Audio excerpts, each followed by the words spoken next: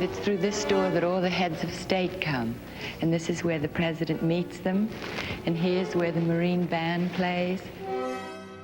More than 50 years ago, First Lady Jackie Kennedy gave Americans a tour of the White House in a live special that aired here on CBS.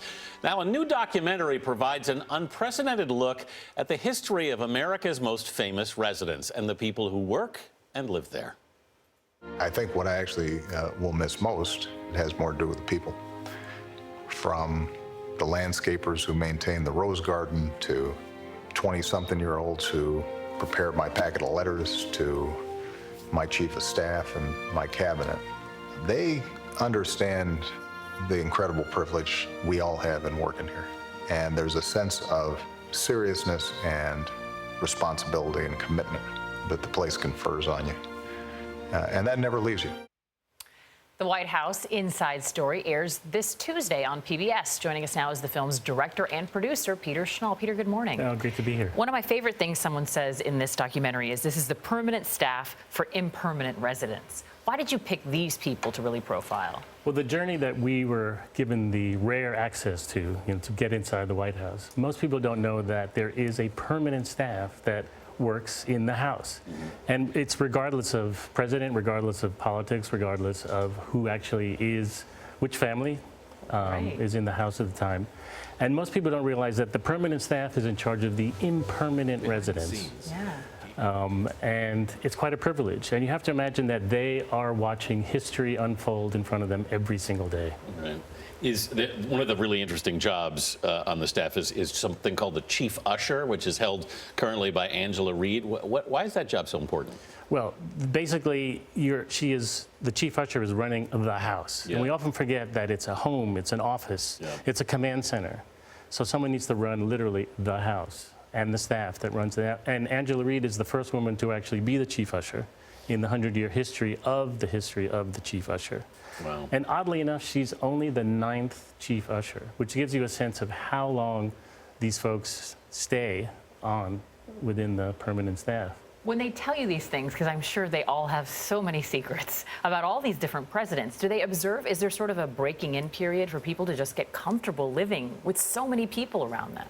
Well, I'm sure you have to imagine that in Washington, these folks see things that every Washington correspondent would love to know about. Yes. But the great thing about the staff is that they keep these secrets to themselves. What they see, what they hear, it stays all within the House. And one of the things that was so fascinating, when we interviewed First Lady Michelle Obama, she said that because of that, she feels sort of this unconditional sort of...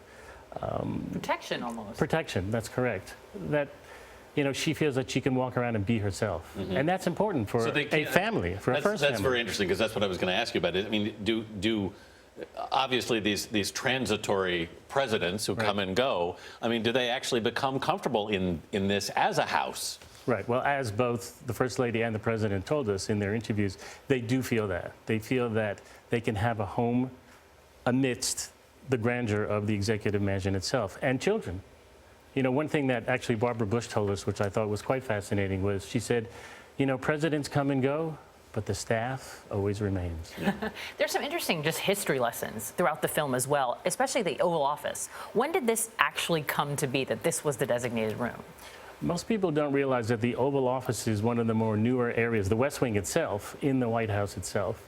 It was under Teddy Roosevelt's administration that the West Wing was built. Mm-hmm. And it wasn't until Taft, I believe, that the actual Oval Office was constructed. Mm-hmm. And it was done so because basically the residence, and it's very unusual that a presidential executive mansion has a residence, was being overtaken by too much office space, and the president needed a place to have an office. Mm-hmm. When all was said and done, when you walked away from all your time looking at the White House, what struck you about it most?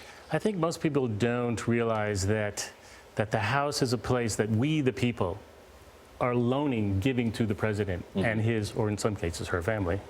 And I think that what most people don't know is the House has often been called the People's House. Mm-hmm. And it's a place where we, the people, offer the president a place to work. It's so nice to be able to see what happens behind the scenes. Peter Schnall, thank you so much. No, thank you. The White House Inside Story airs this Tuesday on PBS. Check your local listings.